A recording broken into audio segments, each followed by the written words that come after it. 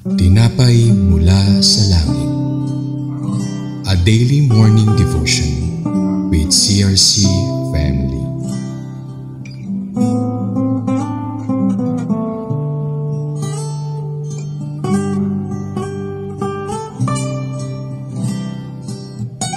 Umaga po sa bawat isa. Ito po ang iyong kapatid, Pastora Rita Bautista, na inyo pong makakasama sa ating pang-araw-araw na debosyon na salita ng Diyos, ang ating programang Tinapay mula sa Langit. Matatagpuan po natin ito sa Deuteronomy chapter 5 verses 6 to 7 na may pabanggit po na the first commandment forbidding idolatry. Ngunit bago po ang lahat, tayo po muna ay manalangin. Aming Ama sa Langit, salamat po sa opportunity na pagbulayan namin yung salita. Hinihiling ko po ang gabay at patnubay ng iyong banal na Espiritu na siya pong mangungusap sa amin upang patuloy kaming matuto at may itaas ang antas na aming pananampalataya. Salamat din po sa katuroan ng aming Panginoong Hesus na kung saan po ay ito ay nagbibigay ng kalakasan, nagpapalagong spiritual. Maraming salamat po sa umagang ito. In Jesus' name we pray. Amen and amen. Praise God. So sa verses 6 to 7 po, sabi po dun sa mga salita ng Diyos, basahin ko na lang po sa Tagalog, sabing ganun, ako ang Panginoon mong Diyos na naglabas sa iyo sa lupain ng Egypto, sa bahay ng pagkaalipin. Huwag kang magkakaroon ng ibang Diyos sa harap ko. So, ayaw ng Panginoon na magkaroon ng kaagaw sapagkat siya ay nag-iisang Diyos. So, bakit nga ba galit ang Panginoon sa idolatry? Number 1, sabi niya, kanino niyo ako i-compare? Walang iba. God is incomparable.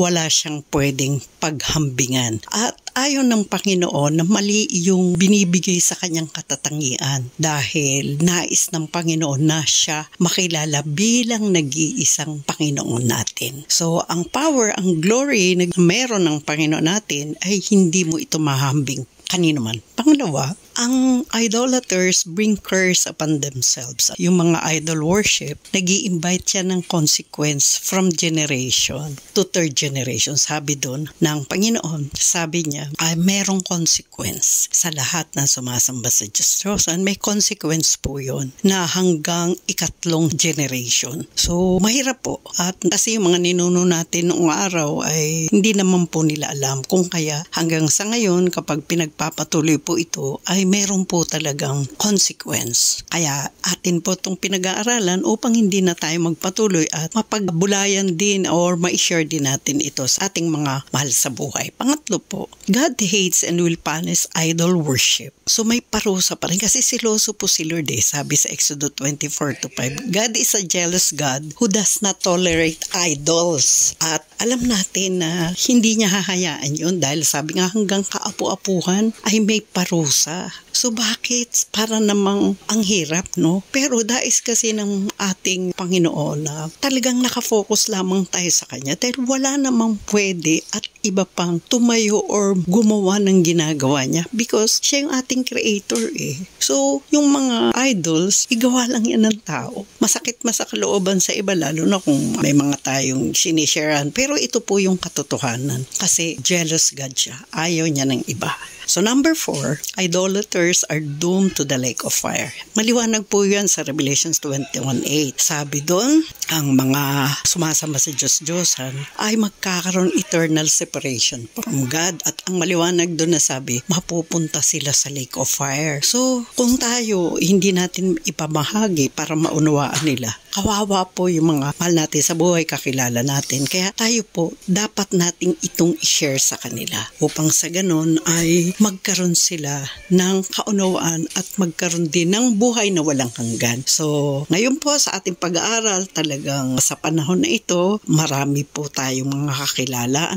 Ngayon po ay nais ng Diyos na sila man ay maligtas. So, ang dapat nating gawin, ipanalangin po natin sila. At pag binigyan tayo ng pagkakataon ng Panginoon, ma-share natin sa kanila pero sa tamang panahon po at sa tamang oras kasi hindi po basta-basta itong topic na ito. I-consider din po natin ang kanilang kalalagayang spiritual. Kaya nga tayo po ay pinaalalahanan ng ating Panginoon na matatagpuan sa 135 verses 15 to 18 Kasi sabi doon, meron siyang mata, hindi siya makakita. May bibig siya, hindi siya makakapagsalita. So, tayo po ay sinasabihan nito, pinapaalala sa atin na huwag tayong sasamba sa kanila kasi magiging kagaya natin sila. So, ang instruction sa atin ng Panginoong Sus ay just worship one God, the Lord your God, and serve Him only. So, walang sinasabi na mag-worship ka, pagkatapos sa iba ka maglingkod. So, dito, pinapakita dapat si Lord lang ang ating nag-iisang Diyos at dapat paglingkuran. At sa Luke 10:27, binigyan din ng emphasis ng ating Panginoong ito na love the Lord your God with all your heart, with all your soul, with all your mind. So, pinapakita na dapat ang laman ng puso si Lord, ng buong puso at kaluluwa at kaisipan. Ayaw niya ng may kaagaw. So, bilang tagasunod ni Kristo, tayo ay tinawag upang sumamba to worship our God alone because He is our sovereign God, makapangyarihan sa lahat, walang pwedeng ihambing at sa Kanya lamang nauukol. Ang glory, honor, and majesty belong to Him now and forevermore. Wala po tayong dapat ibang pahalagahan, wala po tayo ibang dapat sambahin, wala po tayo ibang dapat na luhuran, kundi ang ating Ama sa Langit, ang ating Panginoon Diyos na lumikha ng langit at lupa, na namatay para sa atin upang tayo ay magkaroon ng kaligtasan. Kaya salamat po sa inyong pakikinig at tayo po ay manalangin. Aming Ama sa Langit, salamat po sa katuruan na ipinagkaloob mo sa amin, na ikaw lamang at walang ibang Diyos na dapat kaming sambahin. Ikaw lamang po ang dapat naming paglingkuran dahil ikaw ang Diyos na lumikha ng langit at lupa, lumikha sa aming buhay. Kaya sa pagkakataong ito, nawa ang aming bansa po ay matuto rin na i-acknowledge ang iyong kapangyarihan. Mapalad ang bansa na ikaw ang Panginoon. Kaya dinadalangin po namin ang aming bansang Pilipinas na patuloy mo pong iahon sa ganitong sitwasyon ngayon na napakarami po ang nasalanta sa bagyong Christine. Napakarami po ang mga nagdurusa dahil po sa maling kagagawan ng mga taong wala pong humpay na ginagalaw ang mga lugar na kung saan ay ito ay kalikasan na nawawasak. Kaya dalangin namin ang aming nangunguna, ang aming presidente, vice-presidente at lahat po ng nasa kabinete. Puin mo po sila na nawa mabago ang kanilang kaisipan at lumapit sila sa iyo. At sa ganun, pag nakilala ka nila, ay magkaroon din ng guidance ang aming bansa. Ama namin sa langit, wala po kaming magagawa kung hindi ihandog sa iyo ang aming bansa at ipagkatiwala sa iyo at maglagay ka po ng mga tamang tao na may takot sa Diyos. Ikaw po lamang nakakasiyasat ng bawat puso, kaya tulungan mo rin lahat ng iyong mga anak na magpatuloy na manalangin sapagkat kung kami ay sama-samang manalangin, magkakaroon po ng kapayapaan ang aming bansa. Kaya maraming salamat po sa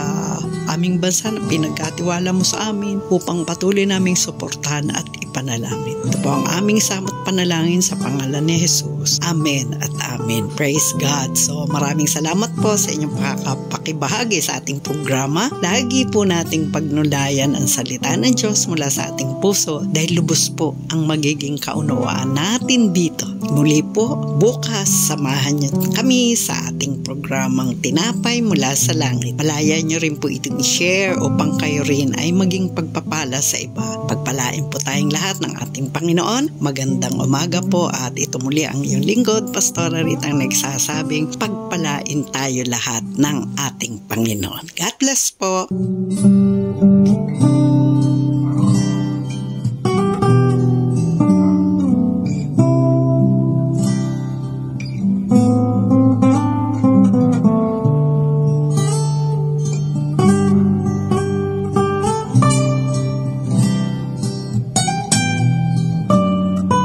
you.